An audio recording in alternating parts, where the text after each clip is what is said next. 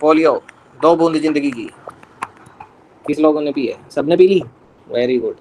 ठीक है, तो उसका टेस्ट कैसा रहता था, याद है किसी को? बहुत अच्छी से सर। अच्छा, पीने के बाद ठंडा ठंडा लगता है, थोड़ा ठंडा कड़वा भी फिर लगता ठंडा है, ठंडा। कड़वा और ठंडा। ओके, तो सर अच्छा टेस्ट तो नहीं था, उससे इतना ध्यान है।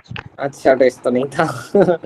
ठीक है, मेरे को जैसा ध्यान है, मेरे को बिल्कुल ध्यान है, मैं बचपन में मैंने खूब पिया, क्योंकि मेरी माताजी मतलब इसमें सोशल वर्क के काम करती रहती थी, और बहुत सारे लोगों को गांव में उन्होंने मतलब बच्चों को सबको पिलाई भी है खुद से भी, तो इसलिए मेरे को तो डबल ट्रिपल डोज मिल जाती थी उसकी।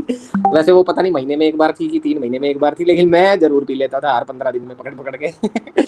तो भाई साहब उसका टेस्ट जो है अच्छा मेरे को याद भी है, आप लोगों को शायद किसी को याद नहीं होगा, लेकिन मुझे जरूर याद है कि मतलब आंखें बंद करूँ ना तो मेरे को बिल्कुल डिट्टो एक्सपीरियंस याद आ जाता है कि मैं मतलब हमारे वहाँ एक माँ मणि होती थी, है ना, माँ बोलते थे, तो माँ मणि की गोद में मैं बैठा हुआ हूँ, और उनकी गोद में एक आंगनवाड़ी वर्कर पूनम जी थी, तो वो मतलब मेरे मुंह में वो बूंदे डाल रही हैं, और डालने के बाद मैं रो रहा हूँ और वो कह रही है बस बस बस हो गया।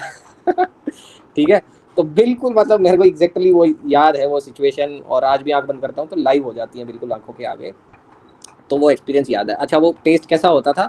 वो टेस्ट था थोड़ा खट्टा, थोड़ा मीठा भी रहता था, वो पीने के बाद लास्ट में थोड़ा सा मीठा भी रहता था, कसेला मीठा खट्टा ऐसे मिक्सअप सा था, है ना।